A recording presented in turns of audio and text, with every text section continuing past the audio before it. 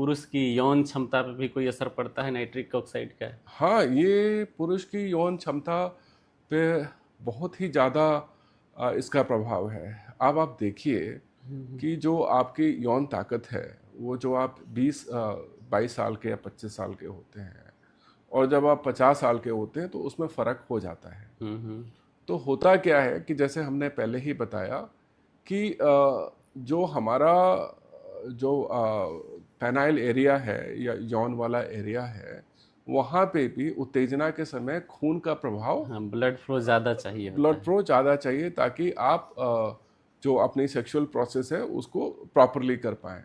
अब होता क्या है कि चूंकि हमारा एज बढ़ने के बाद नाइट्रिक ऑक्साइड का जो प्रोडक्शन घट प्रोडक्शन गया। है वो कम होता है। मैं आपको बताऊं कि 30 साल के होने के बाद हर एक डेकेड में, हर एक दशक में 10% नाइट्रिक ऑक्साइड का प्रोडक्शन कम होता जाता है हर एक दशक में।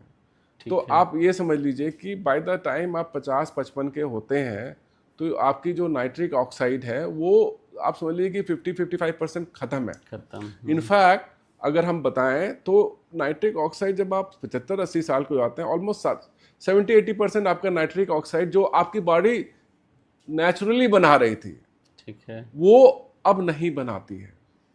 तो कमिंग बैक टू इट कि इसकी यौन क्षमता पे असर पड़ता है, ये पड़ता है। क्या ये आदमियों पे या औरतों में भी फर्क पड़ता है?